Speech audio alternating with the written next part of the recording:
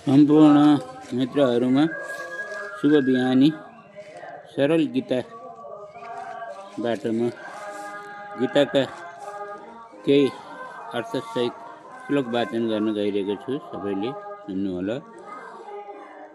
तद्विद्धि प्रणिपातेन परिप्रश्नेन सेवय उपदेशन्ति ते ज्ञानं ज्ञानिन तत्त्वदर्शिन। त्यस ज्ञानलाई तिमीले तत्त्वदर्शी ज्ञानीहरू भए नजिक गएर बुझ।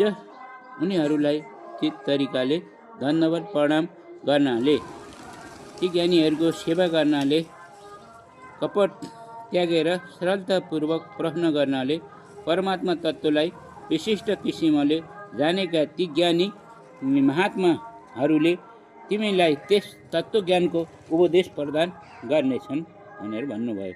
यज्ञतन पुनर्मोह एवं यस्यपि पाण्डव येन भूतान्यशेषेण द्रक्ष्येष्यत् मन्यथो मयि। जुन तत्त्वज्ञान पाएपछि तिमी फेरि अहिले झैँ यस्तो मोहमा पर्ने छैनौ हे अर्जुन। जुन ज्ञानद्वारा निशेष भावले सम्पूर्ण प्राणीलाई सर्वप्रथम तिमी आफ्नो अन्तर आत्मामा देख्नेछौ, त्यसपछि म वासुदेव परमात्मा परमेश्वरलाई पनि देख्नेछौ।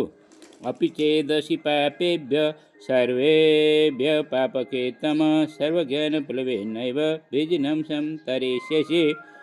यदि तिमी अन्य सम्पूर्ण पापीहरूभन्दा पनि धेरै पाप गर्नेवाला छौ भने पनि तिमी ज्ञानरूपी डुङ्गाको सहाराले निसन्देह सम्पूर्ण पापरूपी समुद्रबाट राम्रोसँग पार हुन सक्नेछौ।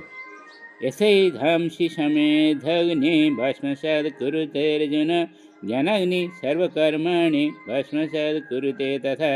किनकि हे अर्जुन, जसरी प्रज्वलित अग्निले दाउरालाई एकैछिनमा खरानी बनाइदिन्छ, त्यसै गरी ज्ञानरूपी अग्निले पनि सम्पूर्ण कर्म पाप भए पनि त्यसलाई भस्म गरिदिन्छ। त्यसकारण रूपी तत्त्वज्ञान हासिल गर।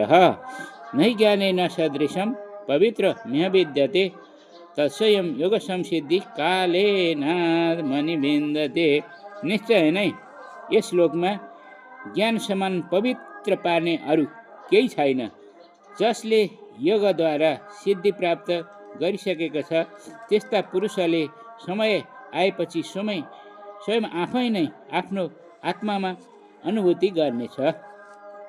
सदावान् लभते ज्ञानं तत्पर संयतेन्द्रिय ज्ञानं लब्ध परम शान्ति मचिरेणाधिगच्छते।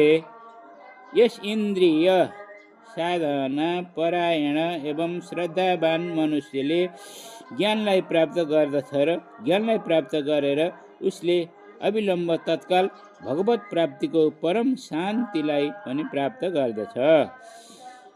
अज्ञश्च श्रद्धावानश्च संशयात्मा विनश्यति नायं लोकोऽस्ति न परो न सुखं संशयात्मनः। नायं लोकोऽस्ति न परो न सुखं संशयात्मनः। विवेकहीन र श्रद्धारहित संशययुक्त मानिस परमार्थदेखि अवश्य पनि भ्रष्ट भएर जान्छ। यस्तो संशययुक्त मनुष्यका लागि त यो लोक छ, न त परलोक छ, न त सुख नै छ।